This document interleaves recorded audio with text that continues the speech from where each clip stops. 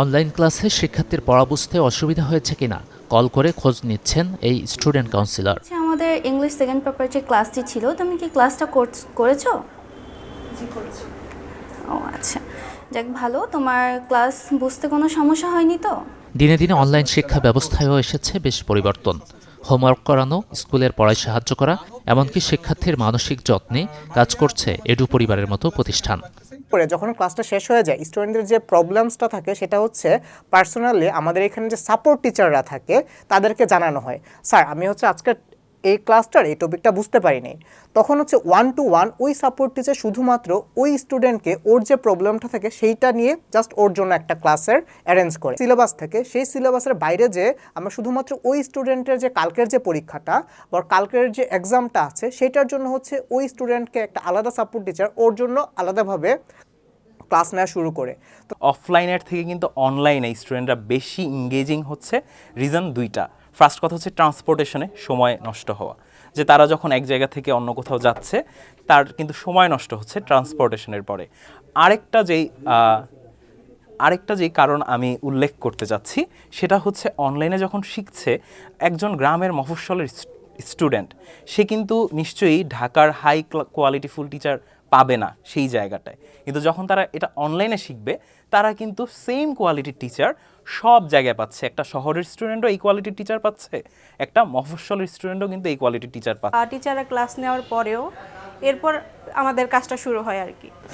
তাদের টিচাররা হোমওয়ার্কটা দিয়ে যাচ্ছেন, প্লাস হচ্ছে গিয়ে আমাদের সার্ভিসটা আমরা যতক্ষণ আসি ফুল টাইম তাদেরকে ফোন কলের মাধ্যমে হোক বা জুমের মাধ্যমে হোক বা হোয়াটসঅ্যাপ কলের মাধ্যমে হোক, মানে সব ধরনের সার্ভিস যেভাবে দেওয়া যায় তাদেরকে আমরা দিয়ে যাচ্ছি।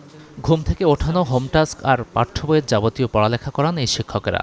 মাত্র 990 টাকা সম্মানিতেই মাস জুড়েই মেলে শিক্ষাসেবা। নীতিটা অ্যাপ্লাই হয়। ক্লাসের পড়ালেখার জন্য যেখানে অন্যান্য হোম টিউটাররা নেন মাসিক কয়েক হাজার টাকা সম্মানী, সেখানে এই প্রতিষ্ঠানে শিক্ষার্থীরা পড়েন নামমাত্র মূল্যে। সন্তানের পড়ালেখার তদারকি করতে পারেন অভিভাবকরা। ক্লাস কীরকম করাচ্ছে, তারপর আমি তাদের ক্লাসরুম দেখলাম, টিচারদের ক্লাস করানো দেখলাম, দেখে মনে হয়েছে যে না, ভর্তি করানো যায়। তারপর আমি আমার সন্তানকে ভর্তি করিয়ে দিয়েছি। স্টুডেন্ট ড্যাশবোর্ড তো অবশ্যই আছে, পাশাপাশি আমাদের এখানে গার্ডিয়ান ড্যাশবোর্ড আছে, যে একটা স্টুডেন্ট ক্লাস করতে কতদিন উনি ক্লাস করছে, কোন কোন সাবজেক্টে ক্লাস করছে, উনি অ্যাটেন্ডেন্স আছে কিনা, ক্লাসগুলো এগুলো করছে কিনা, এটা টিচাররা তো দেখতে পারে অবশ্যই, পাশাপাশি টিচারদের পাশাপাশি গার্ডিয়ানরাও দেখতে পারতেছে। আমার বাচ্চাদের তো এই অবস্থায় পড়ছে, এরকম অনেক শত শত না হাজারো বাচ্চা এরকম প্রবলেম ফেস করছে, বোঝে না বা কাউকে বলতেও পারে না, বিশেষ করে 6-7 যারা আছে। এরপরে আমি এডু কেয়ার প্রোগ্রামটা শুরু করলাম, যেটা হবে কেয়ারিং, পড়ার চাইতে কেয়ারটা বেশি করা। ঘুম থেকে উঠছে কিনা, ঠিক মতো স্কুলে যাচ্ছে কিনা, স্কুলে যেটা পড়াচ্ছে ওটা বুঝছে কতটুকু, এটা জিজ্ঞাসা করা। ওর বাসায় যদি টিউটর ওর পড়ায় যাচ্ছে, হোমওয়ার্ক দিচ্ছে, এটা করতে গিয়ে আসলে পারতেছে কিনা, এইটা আসলে আমাদের মেন ফোকাস। যে আমরা শুধু পড়াবো না, বাচ্চাকে কেয়ার করব যাতে ভয় কেটে যায় এবং নিজে থেকে বোঝে এবং পরীক্ষা ঠিকমতো অ্যাটেন্ড করতে পারে এবং ওর যতটুকু সাধ্যে আছে সেটার উপর যেন রেজাল্টটা ওইভাবে হয়। দূরে গিয়ে প্রাইভেট পড়া সম্ভব না যাদের, কিংবা কর্মজীবী অভিভাবক যারা সন্তানের নিরাপত্তা নিয়ে চিন্তিত, তাদের জন্য উত্তম সমাধান এডু পরিবারের এই পড়ালেখা পদ্ধতি, এমনটা মনে করেন এই প্রতিষ্ঠানের উদ্যোক্তারা। বিশেষ করে 9-10 যারা মেয়েরা হয়, একটু বড় হয়ে যায়, বাবা মা টেনশনে থাকে যে বাসায় টিউটর দেখলে বাবা মা যদি বাসায় না থাকে, অনেক কিছু বিষয় আছে আমরা জানি খুব বেশি। তা আমরা এটাকে দূর করার জন্য আমাদের ফিমেলদের জন্য ফিমেল টিচার মানে সাপোর্ট, যেরকম আলাদা ফিমেল টিচার আছে, আবার ক্লাস নেওয়ার ক্ষেত্রেও ফিমেল আছে। বিশেষ করে সাপোর্টটা তো বেশি ওদের কথাবার্তা হয়, ফিমেলদের সাথে যেন আমাদের কোনো টিচার সাপোর্টের প্রয়োজনে হয় না, মেয়ে টিচারই আছে।